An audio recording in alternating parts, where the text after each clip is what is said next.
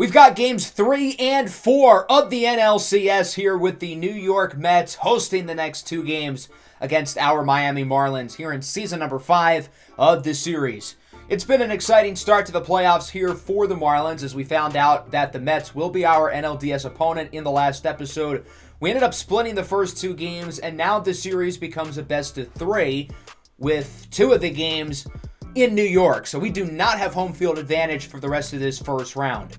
In the first game, we won 3-0 in a pitching duel. Edward Cabrera threw 6 scoreless innings, striking out 11. I feel like Cabrera didn't have his best stuff, though. He looked a little bit shaky at times, which is kind of weird to sound disappointed in a guy throwing 6 scoreless innings, striking out 11. But the standard that Cabrera has built for himself is just that high after winning the National League's MVP and Cy Young this past season. And then after scoring 0 runs, the Mets would proceed to score 10 the very next game. Notable performers included Francisco Alvarez, who went 4 for 5 with 2 homers. Austin Meadows went 5 for 5 with 4 extra base hits and 2 homers himself. Sandy Alcantara struggled, as did the bullpen. And as we go into games 3 and 4, we certainly need to step up. Certain guys on offense have not produced so far. Brian De La Cruz, Woody Landry, and Jazz Chisholm have combined for more errors than hits across the first 2 games. Jeffrey Springs will get the start in Game 3. As for Game 4, we're undecided. If we lose Game 3, there's a good shot it'll be Edward Cabrera off short rest getting the start. And if we win, we're probably going to look at a bullpen day with one of Gennaro Miller or Jordan Hicks making the start.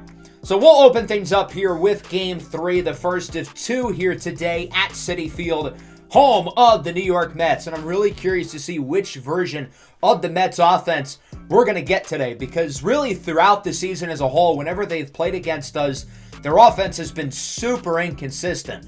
One day they look like they forget how to hit the ball, and the next day they look like they've got Murderer's Row in the lineup. So you really don't know what version of them you are going to get, and it should be interesting with a veteran pitcher in Jeffrey Springs who's been around the block. He pitched in the World Series last year, so he knows how to perform in these big, important playoff games. The Marlins offense has been up and down so far. They've got some guys playing really well so far. Isaac Stu, the 19-year-old, looks unfazed by the moment. He's hitting the ball very well. Guys like Luis Robert and Alec Boehm are producing as well.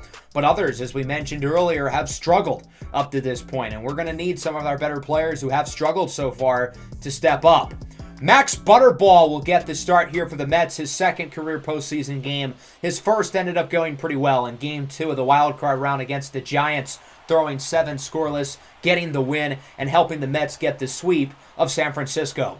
Jazz Chisholm draws a walk here with 1 away, so he is aboard for the first time in this postseason series. The Marlins need Jazz Chisholm to step up. Obviously, we know what he is capable of when healthy, and one of the team's best offensive players this year. Isaac Stu immediately puts it on the ground, and that'll wrap up the inning. Isaac Stu has stepped up here in the playoffs, but that's not what you would be looking for, a 4-6-3 double play. Here's Jeffrey Springs, the veteran lefty, with a pretty solid season this year with the Marlins, 3.71 ERA, 1.21 whip. As I mentioned at the beginning of the game, he's been around the block. He was on the Rays World Series championship team last year, so he's pitched in these big games before as he starts with an early strikeout on the center fielder Brandon Nimmo. That'll bring up Manuel Margot, getting the start with a lefty on the mound. And he goes down looking on the inside two-seamer. Good pitch there by Springs. He's going to look to strike out the side, facing off against the talented contact-hitting corner outfielder Stephen Kwan. Count is even at 2-2, and he goes down on the slider. Nice pitch there by Kwan. And so Jeffrey Springs strikes out the side here in the first inning. Not much offense yet for either squad. Here's Luis Robert up in the second. He's gotten off to a good start, but he strikes out there. He homered in Game 2. In Game 1, he reached base 3 separate times, so hopefully he can pick it up after that at bat. Alec Boehm has also gotten off to a great start, hitting .375 with multiple extra base hits so far, as he draws a walk, and the Marlins get a runner aboard here. And that'll bring up Jesus Sanchez, who also homered back in Game 2. He's going to strike out here, chasing the low circle change. Good pitch from Max Butterball. He's allowed a couple of base runners so far, but no hits yet from either team until now as Francisco Lindor rips this one into the gap. That one should go for extra bases, and Lindor is aboard with a 2-out double. The Mets now have a runner in scoring position. We'll see if they can drive them in and capitalize and look to put themselves on the board. That'll bring up the catcher Francisco Alvarez, coming off a historic 4-hit, 2-home-run game back in Game 2 as he pops it up into foul territory, and it's caught by Woody Landry, who does hold on despite a rough start defensively with 2 errors so far in the playoffs. That's 2 more than he has hits, for what it's worth. Jacob Berry goes down looking. Berry, the other Marlins who have homered in Game 2. Nick Fortes, of course, had the big homer back in Game 1. Hasn't really done anything since, as he goes down looking as well. The Marlins are trying to be patient, waiting for the right pitch, but so far their patience has backfired up to this point. Brian De La Cruz now pops this one up, looking to get on base for just the second time in the series, but that won't happen as it's caught by Margot. 3 no-hit innings so far for Max Butterbaugh. He has looked very solid up to this point as we go into the bottom of the 3rd inning. Yoan Moncada will lead things off here for the Mets. His first postseason at bat, again starting because of the pitching matchup. He hits this one high and deep into left. Sanchez at the track of the wall. It's gone! Solo home run for Yoan Moncada. That's a good first postseason at bat of the year, if I do say so myself. And the New York Mets take a 1-0 lead with the homer by Moncada, barely scraping over the fence, but it's a home run, and all home runs are created equal, right? Margot now with a grounder to third. Here's Alec Boehm. He will make the throw. And so the rest of the 3rd inning goes smoothly for Jeffrey Springs, but he does allow the early homer to Yoan Moncada as the Mets lead it 1-0 going into the 4th. Here's Jazz Chisholm looking for his first hit of the postseason, and he'll get it right here with a single into center field. Chisholm has now reached base twice today. The other Marlins combined have only reached once. Isaac Stu grounded into a double play last time with Jazz Chisholm on, but this time he rips a single into right field. Now the offense is starting to wake up a little bit. The Marlins get a couple of hits going. They've got some runners on base, and Luis Robert will capitalize! Crushes this one into left field, launches the bat as well. That's going to go for a 3-run homer, and the Marlins are up 3-1. Luis Robert breaks this game open with one swing of the bat. The Marlins offense had gotten nothing before this 4th inning, but then they get a couple of hits, and bang! Luis Robert strikes his 2nd consecutive game with a homer. So Butterbaugh threw a slider right down the middle. The pitch very clearly mislocated, very similarly to the homer by Robert in Game 2. A mislocated slider from Mike Soroka. Speaking of launching balls, look at Woody Landry into the gap. He gets his first hit of the postseason, and that'll go for a double as that one goes 107 off the bat. Good to see Woody Landry making a big play there, finally getting a base hit.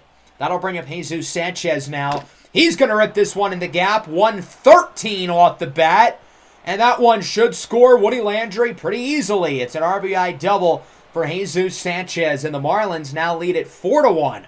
What has gotten into the offense? They did nothing through 3 innings, and now they have awoken in a major way. 5 of the first 6 batters of the inning have gotten base hits.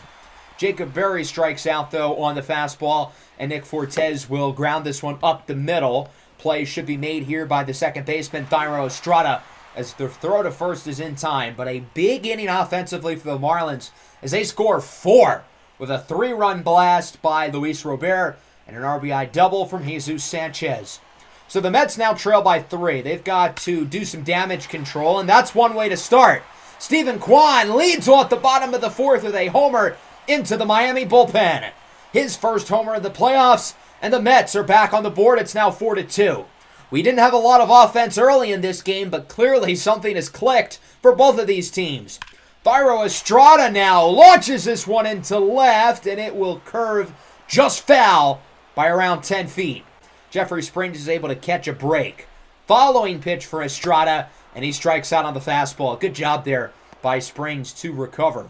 Francisco Lindor got a double in his last at-bat, and he might have gotten another one here. Sends it into the opposite field, as that one will one-hop off the wall. Luis Robert with a solid throw to second, but Lindor is safe, and the Mets now the runner in scoring position with 2 away for the big-time catcher Francisco Alvarez, who homered twice in the last game, and he'll go deep again! Francisco Alvarez ties it at 4. Big swing for the New York Mets. His 3rd home run in the last 2 games. We have gotten a total offensive explosion here in the fourth inning. Miami got 4 runs. The Mets respond with 3 of their own. Here's Moncada now, strikes out on the fastball, ending an eventful fourth inning. The Marlins get 4, the Mets get 3 of their own, and we are tied up at 4 here in Game 3 of the NLDS. Let's move into the 5th inning. Top of the order up for the Marlins. That starts with Brian De La Cruz, who's obviously been a little bit disappointing so far in the postseason after he was arguably the Marlins' most consistent offensive player in the regular season as he strikes out. Jazz Chisholm now sends this ball high and deep into right field, and this ball is out of here. Jazz Chisholm puts the Marlins right back on top as it's now 5-4. Chisholm got off to a slow start in this postseason series, but it appears he has awoken. A walk, a single, and a dinger for Jazz Chisholm today. So Butterball is going to be taken out of the game. He'll be replaced by Zachary Donaldson, who pitched 3 solid innings in Game 1. And the fun story about him is prior to his Game 1 outing, he had not pitched in a major league game in 2 seasons. So for the Mets to have him on their postseason roster is certainly a little bit odd, but he looked good in his first appearance. His second appearance doesn't get off to a great start, though. Isaac Stu into the gap. That'll go for a double with a wayward throw. He'll hold up at second. Isaac Stu continuing to tear the cover off the baseball. That's already his 6th hit of the postseason. Woody Landry is up now. Got a double and scored in his last at-bat. And he's going to top this one up into foul territory. Naylor should be able to make the play. And it looks like he will. The Marlins do get one back, and they get the lead back with a solo blast by Jazz Chisholm. So Jeffrey Springs is going to stay in the bottom of the 5th. Normally we would take him out, but with a possible bullpen game looming, the Marlins want to have as much fresh arms as possible. So they're going to ride it out with him for a little while longer as he strikes out Nimmo. Now against Manuel Margot, the 1-1. And Margot's going to put this one on the ground. Jazz Chisholm at short should be able to make the play, and he will. So the decision to keep Jeffrey Springs in for the 5th inning really pays off. Do the Marlins consider keeping him out for the 6th? It's certainly an interesting discussion coming off that good of an inning. We will enter the top of the 6th. Here is Alec Bohm leading things off. He's going to rip this one into right, and that'll go for a single. Bohm continues to hit the ball at a very high level, and so the Marlins start the inning with a runner on base. We'll see if they can add to their lead. Jesus Sanchez drove in a run with a double in his last at-bat, and he'll get hit number 2 on the afternoon as he singles into right field. Good start here to the inning as the Marlins get their first 2 guys on base. This has been a completely different offense from what we saw in the first 3 innings. They have completely risen to the occasion. And right as I'm gassing them up, Jacob Berry puts this one on the ground. The Mets are only going to get 1 out, so now the Marlins have 2 runners in scoring position. And a pretty big opportunity here for the catcher, Nick Fortes. You could consider a pinch hitter here. Maybe it's a little bit early, and so he will stay in the game, and he hits this one well into center field. Nimmo at the track at the wall. He makes the catch, but that should be more than enough room for both runners to tag up. Bohm safe at home. It's now 6-4, while Sanchez is safe at third. The Marlins add to their lead, and will go into the bottom of the 6th. Griffin Jax comes into the game. He pitched in Game 2. Didn't pitch all that well, allowing one of the Mets 5 home runs in that ball game. We'll see what he can do here as he faces off against Stephen Kwan. He's going to rip this one into right, his 2nd hit of the game, and the Mets start the inning with a base runner. Will the Marlins regret taking Jeffrey Springs out? He's coming off a great 5th inning, and with the Marlins hoping for a bullpen game in Game 4, they need as many relievers accessible as possible. Brett Beatty strikes out on the knuckle curve. That'll bring up Estrada with a full count, and he's going to ground this one to second. Berry flips it to Jazz over to Woody. It's a 4-6-3 double play, and the Marlins turn 2. Good inning from Griffin Jax, and Miami leads by 2 as we move into the 7th.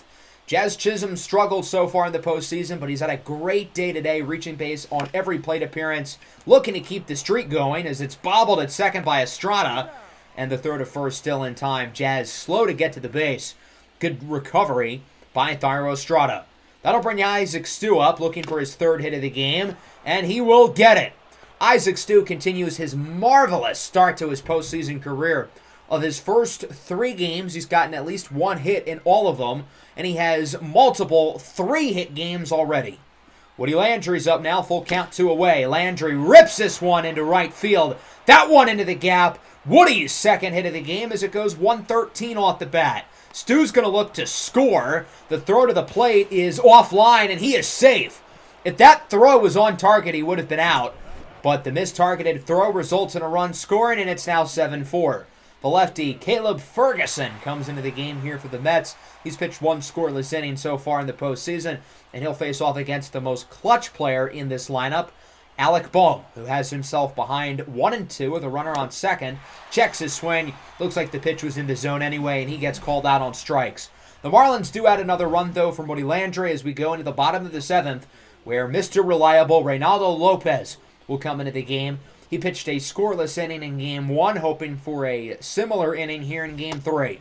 He'll start with Lindor, who reached base in both of his first 2 at-bats. He ends up striking out. 2 gone now for Moncada. He, of course, had the homer back in the 3rd to start the scoring.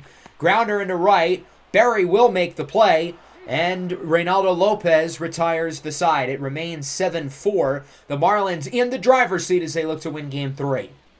Top 8, 2 away. Nick Fortes skies this one high and deep into left field. Back at the track, at the wall, it's caught. Fortes has had a couple go to the warning track today, but hasn't been able to get anything to fall. And so a quick 1-2-3 inning from Ferguson will keep the lead at 7-4. It's time for Paul Sewald to pitch here in the bottom of the 8th.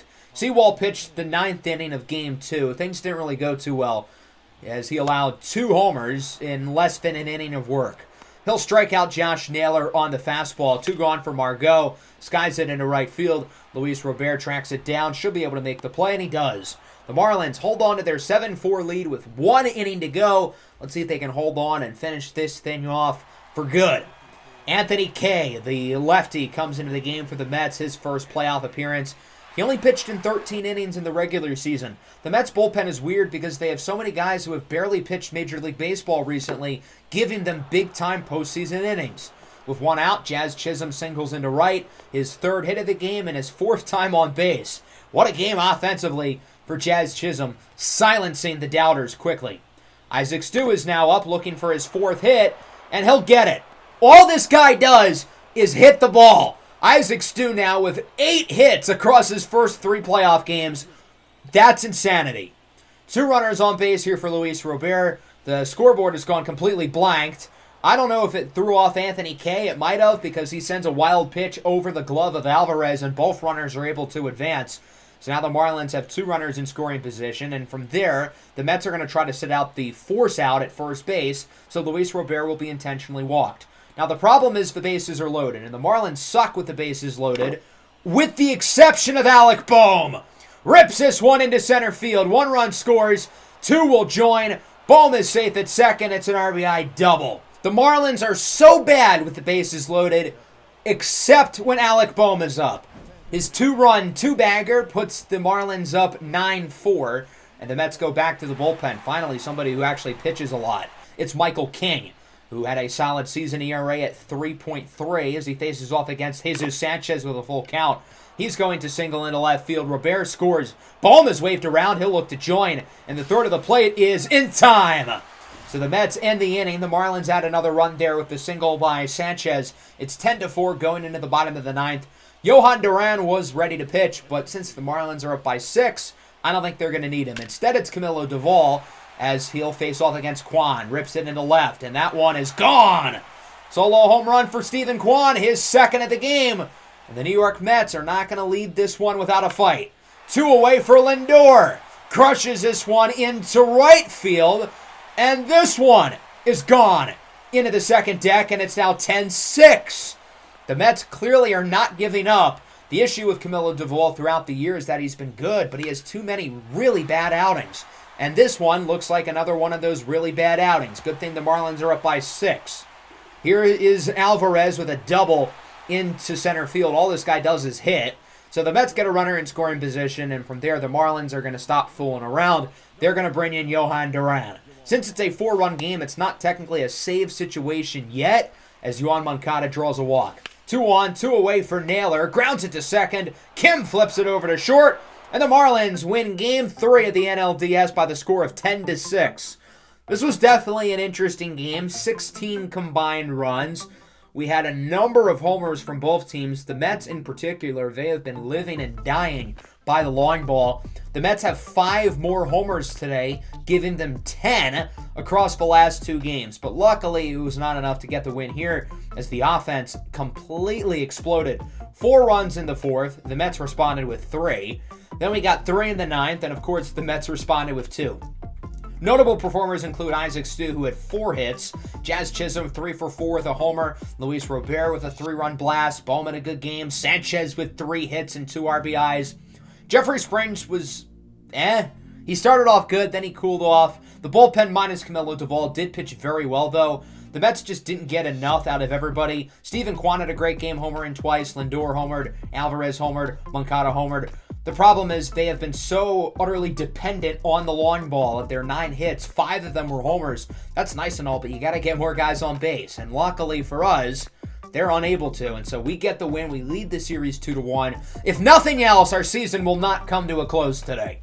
So that now brings us into Game 4. And we've got an opportunity to finish off the series here. Since we won Game 3, we're going to go with a bullpen game, and it'll be Jordan Hicks who gets to start. If we lose, Edward Cabrera will pitch Game 5. So let's get this show on the road. Game 4 of the NLDS here at Citi Field. The Miami Marlins looking to close out the series tonight in front of the visiting crowd. The New York Mets put their season on the line, and they put their season's fate into the left arm of Jake Eder, the former Marlin pitching prospect, who will get the start tonight for New York. The Marlins are going with a bullpen game. Jordan Hicks will make the start. He'll hopefully pitch a few innings, and then the rest of the relievers will go through as well. We've had a lot of offense over the last couple of games, a lot of long balls, multiple 10-run performances from each of these teams. The Marlins doing it earlier today in Game 3. And I'm curious to see how this one unfolds. Let's see if the Marlins can advance to the NLCS for a second consecutive season. Here's a look at the lineup, regular starters for the most part for the Marlins as we take a look at Jake Eder. Now, you might be a little bit surprised that the Mets are putting their season in his arm. But the last time Eder pitched against the Marlins, he threw 8 scoreless. He knows how to pitch well against this team. Of course, with him formerly being in the organization. De La Cruz leads things off. He goes down looking, continuing his rough postseason start. Isaac Stu now hitting .667 through the first 3 games. That is ridiculous. Pops it up over to first base, and Josh Naylor makes the play. Good start here for Eder, who retires his side. Let's take a look at Jordan Hicks, who's not started a game all season. He's only started 8 games in his big league career, all of which were back in 2022, as Lindor reaches base off of a throwing error at third from Alec Bohm. So the Marlins allow an early runner, but not for long. Lindor gunned down as he tries to steal second. Nick Fortes behind the plate, part-time ball player, full-time sniper. Steven Kwan, who homered twice in the last game, goes down looking. And Jordan Hicks makes it through the first. No hits so far for either squad. No runners left on as we move into the second. Here is Alec Bohm looking to make up for his error, and he will. The first base hit of the game from either team is a single into center field from the third baseman, Alec Bohm. The Marlins get a runner. We'll see if they can potentially look to do some damage. That'll bring up Woody Landry coming off a great Game 3 performance with multiple extra base hits, an RBI, and a run. He grounds this one right to second. 4-6-3 double play, and the Mets get through 2 pretty easily. Good defense there by the left side of the Mets infield as we still have a scoreless game. Going into the top of the third, Hicks would make his way through the bottom of the second pretty easily. Here's Jesus Sanchez, lefty on lefty crime. Flies it into left. It is caught. And so we don't have a lot of offense early. But as we saw with Game 3, don't let that fool you. The first scoring we had in Game 3 was in the bottom of the third, and then it was only a matter of time for the offense to implode for both teams. There's Francisco Alvarez. He strikes out. Omar Cinco lines this one into center. That'll go for a hit. The first base knock of the night for the Mets. You'd think it would have taken them a little bit sooner than the third inning to get a base hit in an elimination game, but here we are.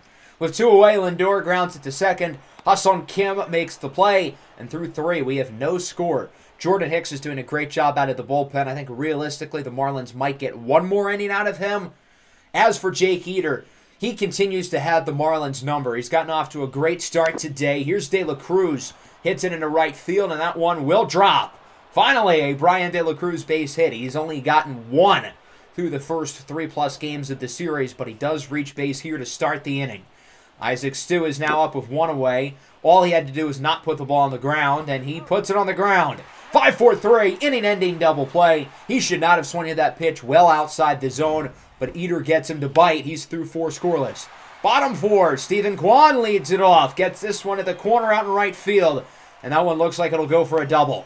The Mets start the inning with a runner in scoring position, and we'll see if this is where they can get some runs here and put themselves on the board first. Austin Meadows with a runner on third, singles it into center, and the Mets lead 1-0. Meadows did not play in Game 3. I get the pitching matchup is the reason why, but coming off that historic Game 2, I feel like it'd be foolish to leave him out of the lineup. And here he is in Game 4, getting right back to business. With 2 gone, Estrada flies this one into left. Isaac Stu is under it. He'll make the play. And that'll wrap up Jordan Hicks' night. 4 innings, 1 earned run. Really solid performance from him, all things considered. Now, unfortunately, the Marlins haven't exactly given him a lot of run support. They've got to get the offense rolling. Can they do it here in the 5th? Jazz Chisholm leads things off with a single. That's a good start. And the Marlins open up the inning with a runner aboard. That'll bring up Alec Bohm, Mr. Clutch. Not exactly clutch here as it's on the ground, but Estrada misplays it. Bohm is safe at first. They'll call that a base hit. I think that probably should be an error. I feel like Thairo Estrada could have made the play, but it helps Alec Bohm's batting average, so that's cool. Landry up the middle, right to the pitcher. Eater looks to turn 2, and he will. The Mets get 2 down. The runner does advance to third. He's now 90 feet away from home. But now the Marlins are going to need a base hit to drive him in. It's the second baseman, Ha-Seong Kim, who swings and misses with a low curveball. The Marlins opened up the inning with 2 runners on. It feels like they could have done so much more here.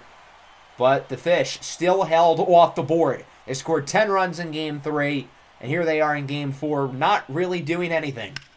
So Andres Vina is going to come into the game for the Marlins here in the bottom of the 5th. There's a great play at third base from Alec Bohm for the first out of the inning. Certainly making up for his defensive miscue earlier in the night.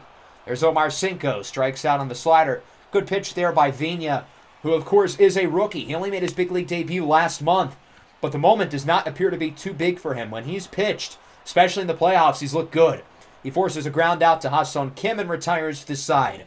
Vina's likely got enough energy to go one more inning. I think that's probably the plan. As we move into the 6th, Brian De La Cruz singles it into center field. De La Cruz started the postseason 1 for a million, but his last 2 at-bats have gone for base hits. Way to rebound. Hopefully he can keep it up. Luis Robert down the line and fair. That one's going to go for a base knock. De La Cruz is going to risk it, heading for third. Ballsy decision. He is safe, though. And so the Marlins get runners on the corners, and a massive opportunity here for Isaac Stu. He grounds it to short. Lindor makes the play. It's been quite the coming down to earth game for Isaac Stu. As good as he's been throughout the playoffs, he's been pretty quiet today. Eater makes it through 6 scoreless, continuing his dominance. Bottom 6, Vina still in the game, facing off against Brett Beatty. Checks his swing. Did he go around? Yes, he does. 2 scoreless innings with 0 base runners allowed from Andres Vina, who pitches a great game out of the bullpen. But now that the inning eaters, Hicks and Vina, are done, the Marlins are going to rely on their regular relievers the rest of the way. Alec Bohm draws a walk here in the 7th. That'll knock Eater out of the ball game. Nonetheless, a great performance tonight from Jake Eater. He was phenomenal. 6 1/3 scoreless so far. We'll see if the Marlins can potentially drive in this run and tie the game against the lefty Caleb Ferguson, who pitched an inning and a third of scoreless ball in Game 3. He'll face off against Woody Landry. Big swing and a miss on the fastball. Landry's been very inconsistent this year against lefties, as Ferguson makes it through the inning and Camilo Duvall comes in for the Marlins. He definitely struggled in Game 3, allowing 2 homers, looking to rebound as he will strike out Austin Meadow on the cutter. 2 away now for the second baseman, Thairo Estrada. I don't know if he has a hit yet in this entire series, and Jesus Sanchez is not going to let that change. What a grab out in right field by Jesus Sanchez, one of the better defensive outfielders in the game, making an awesome diving grab. Just 3 hits through 7 innings for the New York Mets, but they're winning 1-0. Let's go into the 8th inning now. The talented veteran, Michael King, comes in for the Mets, his second postseason appearance of the year. pitched a third of an inning in game one and got one singular out. Jacob Berry comes in as a pinch hitter. He goes down on the slider, and he's very clearly frustrated with himself. Here's Jesus Sanchez. Grounder over to second. Estrada misplays it, and that'll go for another base hit. Thairo Estrada has been a liability out there for New York. His offense has given him nothing, and defensively, he's really struggling right now. The Marlins know they need runs, and they haven't gotten a lot of base runners, so when they do, they've got to capitalize. With that, Sanchez will be replaced by Esteury Ruiz, but it's not going to matter because Brian De La Cruz grounds into a double play on the very next at-bat. Yeah, not ideal. The Marlins had a great opportunity to do some damage, and ultimately they come up short as it's still 1-0 going into the bottom of the eighth. Reynaldo Lopez is in the game, looking to make sure the Mets don't add to this lead as he strikes out Francisco Alvarez on the curveball. Omar Cinco would go down as well, also on the curveball. Great pitch there by Lopez. Can he strike out the side? No, but this one is going to be flown into right field by Nimmo, and it's caught by Jacob Berry. The Marlins have not scored through the first 8 innings of tonight's ballgame. They've got to get at least one here in the ninth to keep it alive. With the heart of the order, 2-3-4 due up. Blast your trumpets because Edwin Diaz is in for the save. His first save opportunity of the entire postseason as the Mets haven't even used him yet. 42 of 48 in save ops this year. Full count for Luis Robert. Swinging a miss on the slider. Big pitch for Diaz. Had to get that first out. Isaac Stu now, the 2-2. Swinging a miss on the fastball. 1-0-1. And the game comes down to this at bat. That'll bring up the number 4 hitter, Jazz Chisholm. He's ahead in the count 3-1. And he's going to break his back. Dribbler to third. Going to be a tough play. Throw to first. Not in time. Jazz Chisholm is aboard with an infield single. And the Marlins get their base runner. The tying runner is aboard. Jazz looks to steal second. And he is safe. Bad throw there, a little bit offline from Alvarez. So now all the Marlins need is a base hit. And guess who's up? It's Alec Bohm, the most clutch player on the roster. And Bohm delivers up the middle. That'll go for a hit. Jazz Chisholm looks to score. The throw to the plate is not in time, and we are knotted up at 1. This game went down to its final strike, but Alec Bohm comes up clutch here in the 9th inning with a game-tying single. That'll bring up Woody Landry now 2-2. Oh, that's a tough one to lay off. You could argue that could have been called strike 3, but instead it's called a ball. 3-2 now. Another tough one to lay off. He does. That'll go for a walk. 2 inside fastballs, barely grazing the zone. And Woody Landry is aboard. 2 on, 2 away. The game-winning run is in scoring position. The lefty Anthony Kay comes out of the bullpen. The Mets are hoping that his performance can be a lot better than his last one as he faces off against Alcantara, who hits it well into center, but it is caught. Good inning, though. The Marlins do score off of an RBI single by Alec Bohm. They're unable to get more, though, as we go into the bottom of the 9th. Can the Mets walk it off, or could we be headed for extra innings? Johan Duran is in for the Marlins. He was already loose anyway, and the Marlins want their best pitcher in the game in this scenario. So he will pitch the 9th inning despite it not being a save situation. Facing off against the third baseman, Brett Beatty. Swinging a miss. Johan Duran retires the side, and through 9, we do not have a winner. Extra baseball here in Queens as we go to the 10th, game tied at 1. The back end of the Marlins lineup looks entirely different with some substitutions, largely in part by Jesus Sanchez being pinch ran for earlier. That was the catcher, Austin Wells, who strikes out. 2 gone now for De La Cruz. 3-1 pitch. Flies it into right field. That one's got some carry at the track, at the wall. It's caught by Omar Cinco. So Anthony Kay makes it through the 10th pretty quickly, and we go to the bottom of the 10th. Johan Duran still in the game. The Marlins are going to try to get another inning out of him. He starts with a strikeout here against the first baseman, Josh Naylor, for out number 1. I think Duran's got the energy potentially to go a little bit longer. The Twins used him as a starter a couple years ago. Austin Meadows goes down looking on the sinker. Now Thairo Estrada bloops it up into the shallow infield. Woody Landry is under it. He'll make the play. Nothing going for either team here in the 10th inning as we move into the 11th. Luis Robert leads things off. Anthony Kay still in the game as he draws a walk, and the Marlins get a base runner. Keep in mind, since we're in the postseason, we no longer have the extra inning runners rule. Luis Robert is going to look to steal second. The throw from Alvarez is a little bit offline. He's safe. And the Marlins have the potential go-ahead run in scoring position. That'll bring up Jazz Chisholm, the lefty-on-lefty matchup. Did he go around? No. If you look at it on the bottom left, it almost looks like he did. Jazz Chisholm's been really good this year against left-handed pitching, hitting over 300 as he skies this one sharply into center field, and it will be caught. Luis Robert's going to look to tag up to third, and then he realizes that's kind of a stupid idea. There's no point because there's 2 outs and I'm already on second base. So he'll retreat. That'll bring up Alec Bohm, who drove in the tying run, looking to drive in the potential winning run. Checks his swing, didn't go around after a foul ball. The count is now 2-2. Bohm has reached base on all 4 plate appearances today with 3 hits and a walk as he lines it to second, but it's caught by Thairo Estrada. The Marlins had a couple opportunities there to strike in the 11th, and they're unable to. Bottom half of the inning now, Griffin Jacks is into the game for the Marlins. When I said it was a bullpen game, I didn't mean we would literally use the entire bullpen, but 75% of the Marlins bullpen has been used today. Cinco strikes out. That'll bring up Nimmo, who hits it well into center. That's going to drop. One hops off the wall. He'll make it to second with a double, and the Mets have the runner in scoring position. The winning run is a base hit away from winning the game for the Mets. That'll bring up Lindor. Liner to short, and Jazz Chisholm comes down with it. Close call there, but Jazz is able to make the play. And through 11, we still don't have a winner. Into the 12th now, Dominic Hamill comes into the game for the Mets. Another guy who hasn't pitched yet in the postseason and hasn't pitched a lot in the big leagues this year, only 5 appearances. Here's Woody Landry, rips this one into right field as it goes off the wall. He hit that ball so hard that he's only going to be able to get a single out of it. What an absolute rocket for Woody. If it just went a little bit higher, that would have gone over the fence. But instead, it's only a single. That'll bring up Kevin Alcantara at the 2-2. Swinging a miss on the fastball. Big pitch there by Dominic Hamill. The Marlins have been aggressive, looking to steal bases. Woody Landry can run. He's going to look to head for second, and he is safe. Very close. That's a tough pitch for Wells to lay off there with 2 strikes and 2 outs. Even with Woody running, he knows he has to be aggressive, but he's waiting for the right pitch. 2-2. Wells, broken bat, chopper to the pitcher, and Hamill makes the play. No score change as we go into the bottom of the 12th.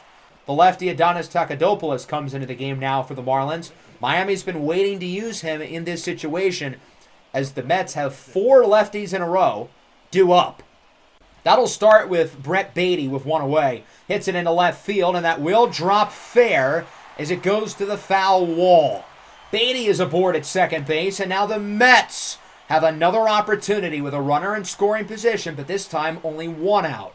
2 gone down for Meadows as Takatopoulos goes to the knuckleball, and it works. Weak grounder to second. Berry makes the play, and through 12th, still no score change. Nobody wants to break the straw off the camel's back. The game remains tied at 1. Into the 13th, Isaacs 2, 0 for 5. What a fall from grace after his hot start. Flies it into center, should be caught by Nimmo, and it will. 1-2-3 inning for Dominic Hamill, and now we will move into the bottom of the 13th. The last remaining reliever in the bullpen is Paul Sewald. And yes, ladies and gentlemen, it is time for Paul Sewald to pitch. Gennaro Miller is still available, but I'm not really sure how much the Marlins trust him. And after that, they've only got their starters left, which is only 3 guys. Alvarez strikes out. 2 gone now for Omar Cinco. He goes down looking.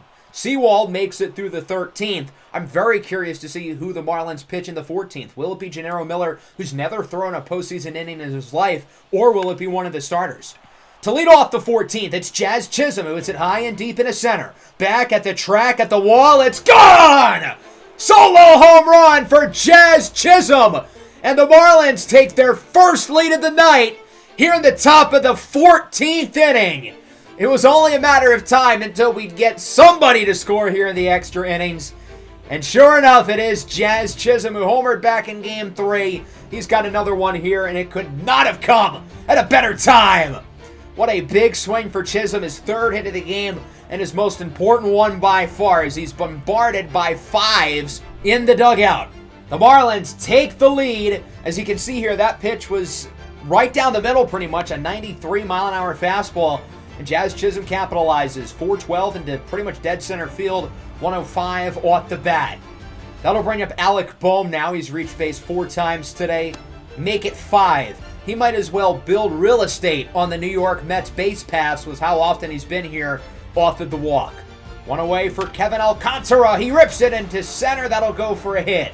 The offense has very clearly awoken for the Marlins. They get the homer. Now they get 2 additional runners on base. 2 gone now for the catcher, Austin Wells. He's going to get a hanging pitch, and he rips it into right center. Does it have enough carry? It does! 3-run homer for Austin Wells. And the Marlins might have just iced it as they take a 5-1 lead. What a big swing for Austin Wells here in the top of the 14th inning to extend the Marlins' lead. Who would have thought the backup catcher who entered back in the 8th inning as a defensive substitution is the guy who might have just won the NLDS for the Marlins? Mason Miller is going to come out of the bullpen to replace Dominic Hamill. I don't know why the Mets didn't take him out earlier. He was starting to get rocked. Miller will face off against De La Cruz, his 7th at bat of the game, and hopefully his last, as he grounds out to short. Lindor makes the play. So we finally get offense here in the 14th, and we get a lot of it. Jazz Chisholm with solo homer, and Austin Wells with a 3-run shot to put the Marlins up 5-1. Now the question is, who is going to pitch for the Marlins? So we don't trust Gennaro Miller. He's never thrown an inning of postseason baseball before, so we're going to do something a little bit different. Jeffrey Sprains just pitched yesterday. He's unavailable. Edward Cabrera will be needed if there's a Game 5, God forbid. So that means there's only one soldier left who would be available. And it's Sandy Alcantara, who is in for the save. Alcantara has never been used as a reliever during his time with the Marlins. His only relief appearances in his big league career was as a rookie in 2017. 8 games out of the bullpen with the Cardinals. That was 10 years ago. It's been a while. Nimmo grounds out to short. Jazz Chisholm makes the play. Out number 1. 2 more to go, and the Marlins will punch their tickets to the next round. Lindor strikes out on the fastball, and now the Mets are down to their final hope. Their livelihood is to the bat of Stephen Kwan, who grounds it to second base. Jacob Berry fields it cleanly, makes the throw. It's over! The Miami Marlins are going to the NLCS as they defeat the New York Mets here in 4 games. And in the decisive Game 4, they win it 5-1 here in 14 innings with Sandy Alcantara finishing the game out of the bullpen. What a series this was. Some crazy storylines, some historic performances from guys like Austin Meadows and Francisco Alvarez, and then Isaac Stu getting 8 hits across his first 3 career postseason games to ultimately go 0 for 6 today. And then this game goes 14 innings. The Marlins running a bullpen day using literally the entire bullpen. Every single one of our relievers, other than Gennaro Miller, ended up pitching in this game. So much so that we had to bring in Sandy Alcantara to finish things off. Our offense was not great today. I will say we got a lot of base runners, a lot more than the Mets. 13 hits for us, 5 for them. But we only got 1 run through the first 13 innings. That's not enough. Luckily, the offense exploded in the 14th with the home runs by Jazz Chisholm and Austin Wells. But obviously the big story here is the pitching. Our bullpen is so good. And again, we used the entire bullpen plus Sandy. That's 9 different pitchers, and they all did fantastic. Jordan Hicks allowed the 1 run in the 4th inning. He was really good as the starter. And then after that, the other 8 guys with 9 scoreless innings. The Mets offense laid an egg today. 5 hits across 14 innings. That's just flat out not enough. Jake Eater had an awesome start. Their bullpen, other than Dominic Hamill, did an absolutely phenomenal job. But it's not enough. Their season's over. We're going to the NLCS with the Chicago Cubs waiting for us as they would end up winning both of the next 2 games against San Diego. In the American League, the Rays sweep top-seeded Cleveland, while the Rangers squeak by the Orioles. The Cubs have been here. They won the World Series 2 seasons ago, and I think their roster is built very similarly to ours. They've got a couple former Marlins, Luis Arraez and Rowdy Tellez. They prioritize a good mix of contact, power, and plate skills across all 9 spots in the order. And then their pitching rotation's very similar to us. They've got 2 legit aces at the top with Shane Bieber and Roki Sasaki, 2 of the best pitchers in the National League. Then they've got their lefty in Justin Steele, and then they've got some younger, more unproven guys, just like us. Their bullpen, just like us, is also very good. The back end with Hernandez and Hoyer is going to be really scary, and I think it's going to end up being a really fun matchup. The Cubs won the Central going 94-68, obviously a weaker division than ours, but I think these guys are a really tough team. Again, I think they're built very similarly to us. They've got postseason experience. I really think this series could go 6 or 7 games. So next time around, we'll play games 1 and 2 at home of the NLCS against the Chicago Cubs. I know this episode was a long one, but we had some crazy games today. Make sure to leave a like and subscribe to the channel if you are new. Peace out.